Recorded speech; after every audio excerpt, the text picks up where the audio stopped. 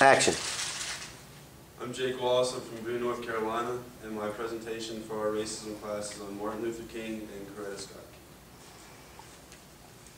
Martin Luther King was born January 15, 1949 in Atlanta, Georgia. He was assassinated on April 4, 1968. His father is Reverend Martin Luther King Sr., and his mother is Alberta Williams King. Originally, his name was Michael King Jr. His father changed their name in honor of the German Protestant leader Martin Luther.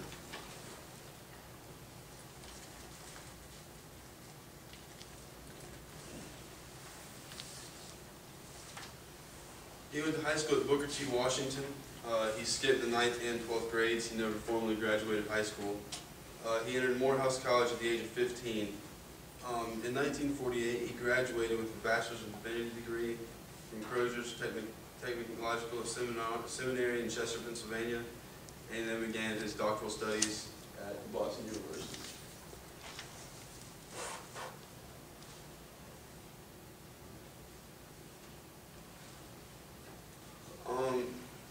He became a pastor at the age of 25 of the Dexter Avenue Baptist Church. In 1955, he led his first boycott alongside of his wife, Coretta Scott King. And that was the Montgomery bus boycott. In 1963, he delivered his famous I Have a Dream speech at the March in Washington, and that's what really established him as one of the greatest speakers in U.S. history.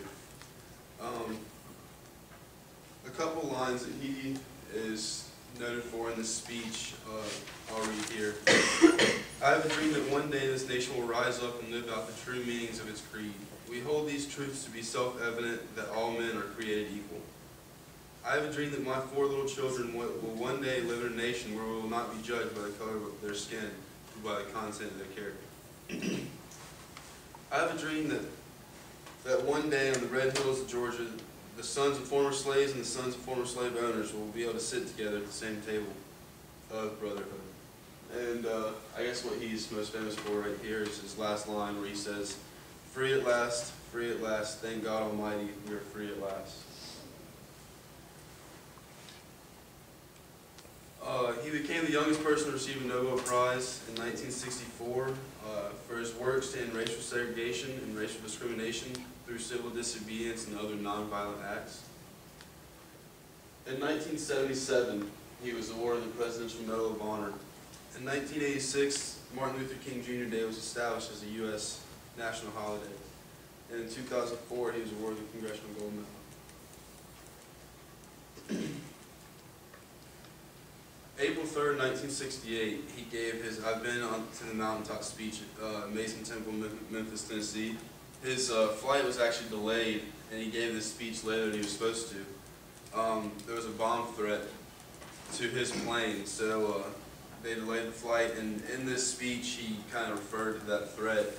And some say that he was foreshadowing his death. He knew it was going to happen. I'm going to read some of this speech. And then I got to Memphis, and some began to say the threats, or talk about the threats that were out. What would happen to me from some of our sick white brothers? Well, I don't know what will happen now. We've got some difficult days ahead, but it doesn't matter to be with me now. Because I've been to the mountaintop, and I don't mind, like anybody. I would like to have a long life. Longevity has its place, but I'm not concerned about that now. I just want to do God's will, and He's allowed me to go up to the mountaintop. And I've looked over it, and I've seen the promised land. I may not get there with you, but I want you to know tonight that we, as people, will get to the promised land. So I'm happy tonight. I'm not worried about anything. I'm not fearing any man. Mine eyes have seen the glory of the coming of the Lord. He stayed in the Lorraine Motel in room 306 in Memphis, Tennessee that night. He was outside on the 2nd floor balcony and was shot through the cheek. His last words were to a musician there named Ben Branch, and it just shows that he wasn't really thinking about himself at this time either. He said, Ben, make sure you play Take My Hand, Precious Lord, in the meeting tonight. Play it real pretty. So he was just thinking about other people again. He was pronounced dead at 7:05 p.m. on April 4th, 1968. And the autopsy revealed that he had the heart of a 60-year-old man, even though he's 39. and many people say that's a stress from 13 years in the civil rights movement. At his funeral, he didn't want to be recognized for his awards and accomplishments. He said that he wanted to be remembered more for his trying to feed the hungry, clothe the naked, be right on the war questions, and love and serve humanity. A person who assassinated him, his name was James Earl Ray. He was found 2 months after King's death. He was trying to leave the United Kingdom under a fake name, and they caught him. He confessed the assassination on March 10th, 1969, and 3 days later he recanted his confession.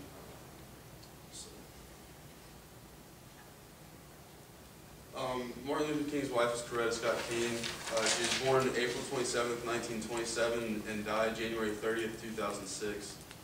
They had 4 children together, but Coretta Scott King's, her most prominent role came after her husband's death.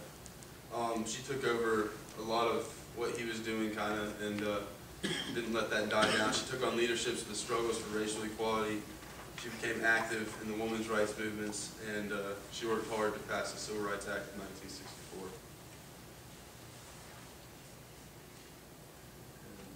And that's Martin Luther King and Coretta Scott King. Could you go back to the information on her?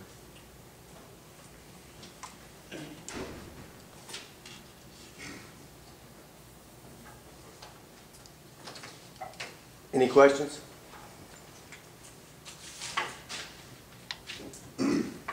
What year was Martin Luther King Jr. Day? Like, staff, like, probably staff. I think it was. Yeah, I'll give that first slide. 1986.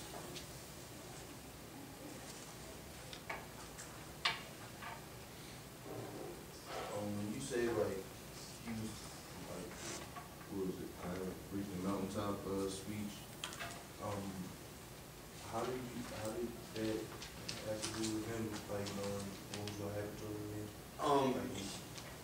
Like I said, his plane going to Memphis had received bomb threats on the plane that he was on, so they delayed the flight. And when he got to Memphis, people kept asking him about it, like, what do you think about this? And he says here, and then I got to Memphis and some began to say the threats, or talk about the threats that were out. And he says, he talks about his life, how he'd like to live a life full of longevity, but he has a feeling that he's not going to. And people believe that he knew he wasn't going to live much longer. He was kind of foreshadowing his death, that he felt like something was going to happen.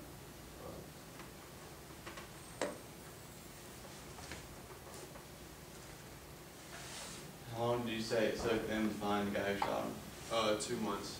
He was in a airport trying to leave the United Kingdom under a false name. You know what jail he went to?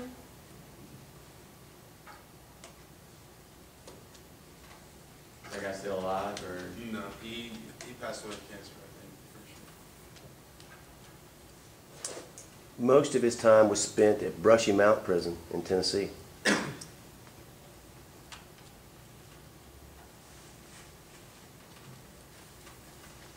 Any other questions? Let's give Jake a good hand. Good job, Jake.